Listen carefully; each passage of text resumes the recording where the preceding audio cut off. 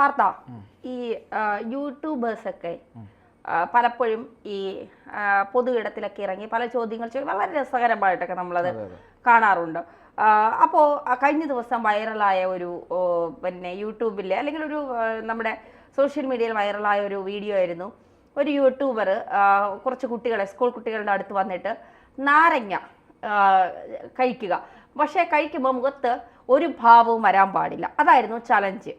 ഇതിങ്ങനെ കുട്ടികളോട് പറഞ്ഞുകൊണ്ടിരുന്നപ്പോൾ ഒരു അധ്യാപിക പെട്ടെന്ന് വരുന്നു. എന്നിട്ട് അധ്യാപിക കുട്ടികളോട് ചോദിക്കുന്നു, നിങ്ങൾക്കിതൊക്കെ ഹറാമല്ലേ, മര്യാദയ്ക്ക് പെട്ടെന്ന് വീട്ടിൽ പൊക്കോ. ഇതാണിപ്പോൾ സോഷ്യൽ മീഡിയയിൽ അധ്യാപിക പറയുന്ന കാര്യങ്ങളാണ്. അതിൽ ഒരു കാര്യം, നിങ്ങൾക്കിതൊക്കെ ഹറാമല്ലേ, ഇതാണ് ഇപ്പോൾ വൈറലായി മാറുന്നത്. പലരും പറയുന്നത് നിങ്ങൾ വീട്ടിലേക്ക് പൊക്കോ, അതൊരു അധ്യാപികയുടെ ഉത്തരവാദിത്വമാണ്. കാരണം സ്കൂൾ വിട്ട് പെൺകുട്ടികളാണ്, സുരക്ഷിതമായി വീട്ടിൽ എത്തുക എന്നുള്ളത് സ്വാഭാവികമായ അച്ഛനമ്മമാരെ പോലെ സ്കൂളിലെ അധ്യാപകർക്കും അതിൽ ഉത്തരവാദിത്വമുണ്ട്. അപ്പോൾ അവരത് പറയും. പ്രത്യേകിച്ച് കുട്ടികൾ കൂടി നിൽക്കുന്നിടത്ത് ഒരു ആൺകുട്ടി വന്ന് നിൽക്കുമ്പോൾ സ്വാഭാവികമായി സമൂഹം എത്ര മാറിയെന്നൊക്കെ പറഞ്ഞാൽ ടീച്ചർമാർ ഇപ്പോഴും പല കാലഘട്ടത്തിൽ തന്നെയാണ്. ലിപ്സ്റ്റിക് ഒക്കെ ഇട്ടുകൊണ്ട് വരുമ്പോൾ നിനക്കൊന്ന് വീട്ടിൽ ചോദിക്കാനും പറയാൻ ആളില്ലേ എന്നൊക്കെ ചോദിക്കുന്ന പല അധ്യാപകർ ഇപ്പോഴും ഉണ്ട്. അപ്പോൾ അധ്യാപികയുടെ ഈ ഒരു വാക്ക് ഇത് കുട്ടികളുടെ ഉള്ളിൽ തന്നെ ചിലപ്പോൾ അവരുടെ മനസ്സിൽ ഇത്തരത്തിൽ ഇപ്പോൾ അവരുടെ സമുദായത്തിലെ പലർക്കും ഈ പഴയ ചിന്താഗതി വെച്ചുകൊണ്ട് നിൽക്കുന്നവർക്ക് പാട്ട്, മ്യൂസിക്, സിനിമ ഇതൊക്കെ ഹറാമുള്ള കാര്യമായിരിക്കാം. പക്ഷെ അത് കുട്ടികളുടെ അടുത്ത് പൊതു ഇടത്തിൽ പറയുന്നത് ശരിയാണോ?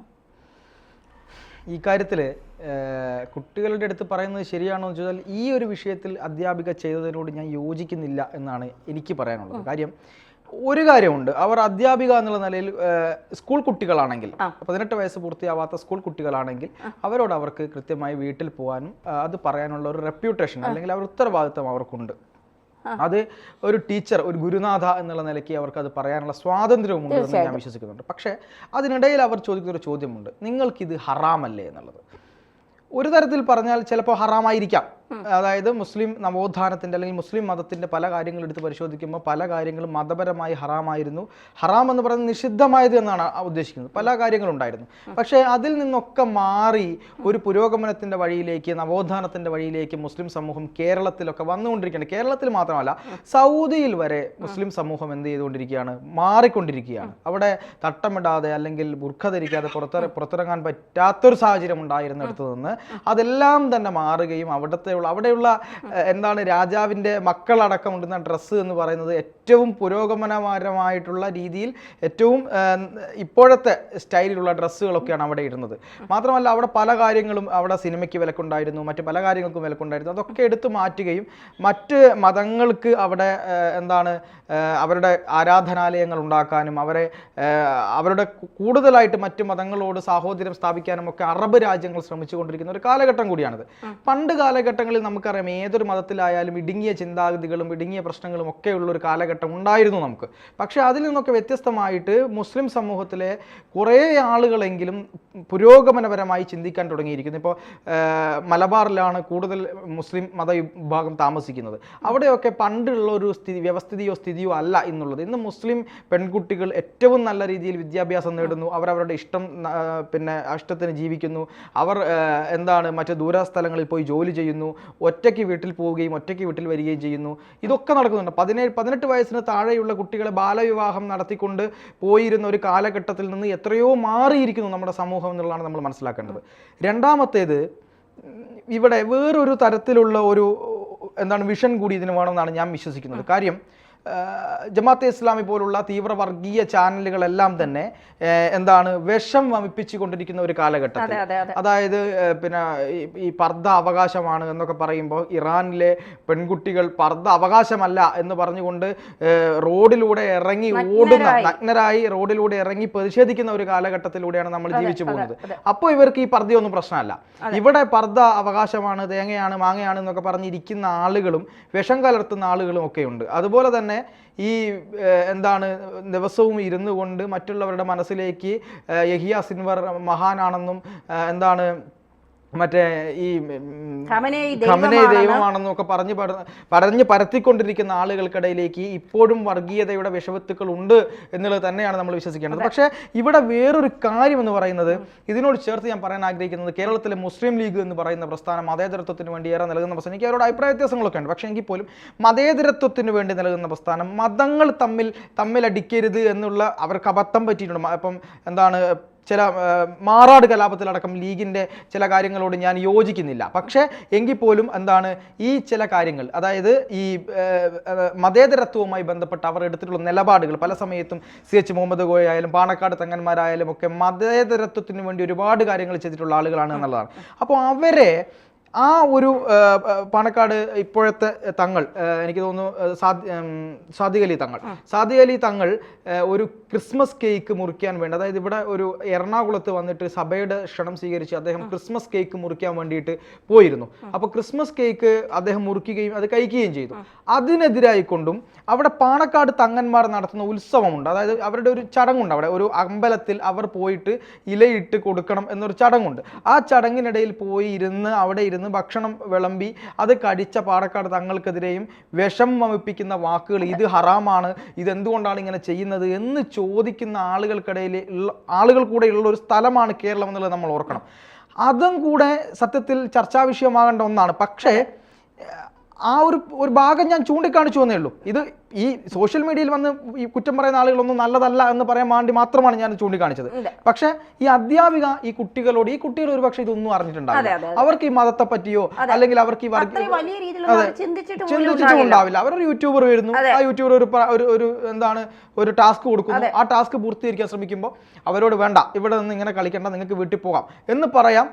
അതിലപ്പുറത്തേക്ക് ഇത് നിങ്ങൾക്ക് ഹറാമല്ലേ എന്ന് ചോദിക്കുമ്പോൾ അവർക്കുണ്ടാവുന്ന ഒരു വിഷമമുണ്ട്. പൊതുമധ്യത്തിൽ അവരുടെ മതത്തെയോ അവരുടെ വിശ്വാസങ്ങളെയൊക്കെ ഞങ്ങൾ എന്തോ ഒരു മോശക്കാരാണ് എന്നുള്ള ചിന്തയിലേക്ക് ആ കുട്ടികളുടെ മനസ്സിലേക്ക് പലയിടങ്ങളിലും എന്നുള്ള ഒരു തോന്നലാണ് ഉണ്ടാവുന്നത്. തിരിച്ച് എന്താണ്, ഹിന്ദു വിശ്വാസങ്ങളെയും എല്ലാ സ്ഥലങ്ങളിലും സംഘികളാണ്, മറ്റേതാണ്, മറിച്ചതാണ്. സംഘി എന്ന വാക്കിനെ ഞാൻ ഒരിക്കലും വില കുറച്ച് കാണുന്നില്ല. പക്ഷെ അവരുടെ ചില വാക്കുകളിൽ നിന്ന് ഏറ്റവും വൃത്തികെട്ട രീതിയിൽ അപമാനിക്കുന്ന ചില സുഡാപ്പി ആളുകളുണ്ട്.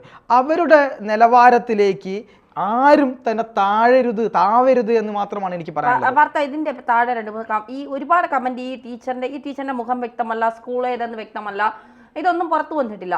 പക്ഷെ ആ കുട്ടികളുടെ മുഖത്തിന്റെ, ടീച്ചർ പറയുമ്പോൾ ഉണ്ടാകുന്ന ആ കുട്ടികളുടെ മുഖത്തിന്റെ ഒരു ഭാവമുണ്ട്, അത് വളരെ നിസ്സഹായ അവസ്ഥ. ഞങ്ങൾക്ക് മാത്രം എന്താ ഇങ്ങനെ എന്നുള്ളൊരു ഒരു ചോദ്യം അവരുടെ ഉള്ളിൽ ചോദിക്കുന്നത് അവരുടെ മുഖത്ത് നമുക്ക് പ്രതിഫലിക്കുന്നതായി കാണാം.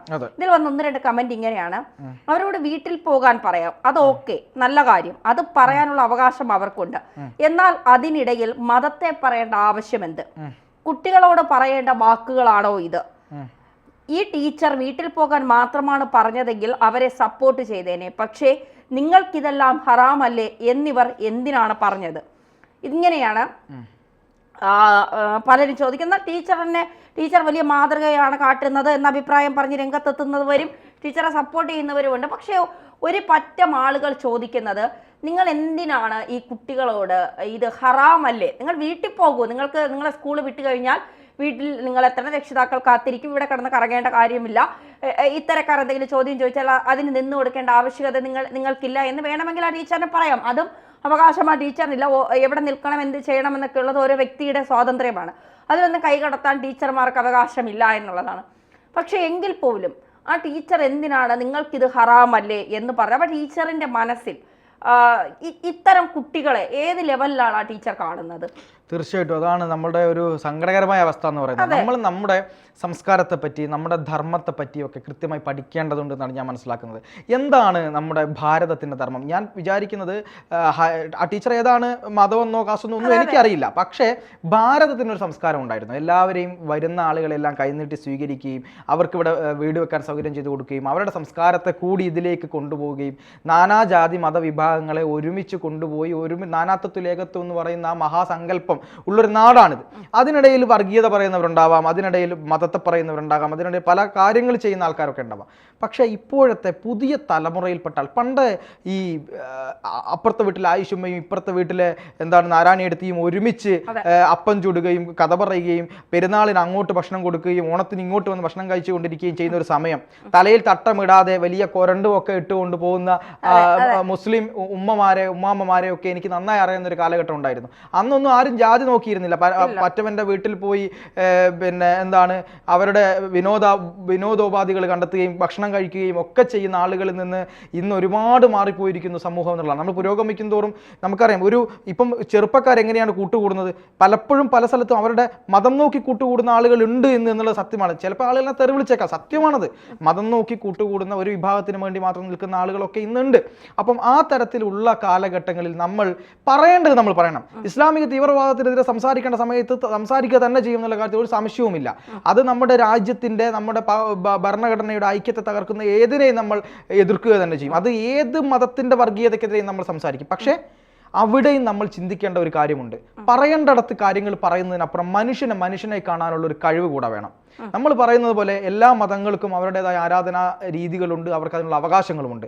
ഒരു കുട്ടിയെയും, ഹിന്ദുവിനെ ആയിക്കോട്ടെ, മുസ്ലിമിനെ ആയിക്കോട്ടെ, ക്രിസ്ത്യാനിയെ ആയിക്കോട്ടെ, പാർസിയെ, സിഖ്, ഏതൊരു കുട്ടിയെയും വേർതിരിച്ച് കാണാനോ അവൻ്റെ ആചാരത്തെ, അവൻ്റെ മതവിശ്വാസത്തെ മുതലെടുത്തുകൊണ്ട് അവൻ്റെ സമൂഹത്തിൽ ഒറ്റപ്പെടുത്തുന്ന അവളുടെ മനസ്സിലേക്ക് ഒരു ട്രോമ ഉണ്ടാക്കുന്ന രീതിയിലേക്ക് സംസാരിക്കാനോ നമ്മൾ ഇനിയും പഠിക്കണം. അത് അധ്യാപികയായ പോരാ. അധ്യാപിക എന്ന് പറഞ്ഞാൽ ഗുരുനാഥയാണ്, അത് മനസ്സിലാക്കണം. അവർക്ക് അതിനുള്ള സ്റ്റാൻഡേർഡ് ഇല്ല എന്നുള്ളത് തന്നെയാണ് ഞാൻ മനസ്സിലാക്കുന്നത്. ഇനിയും ഒരുപാട് മാറേണ്ടതുണ്ട്. എന്തായാലും സങ്കടകരമാണ് കാര്യങ്ങൾ. അതെ, തീർച്ചയായിട്ടും.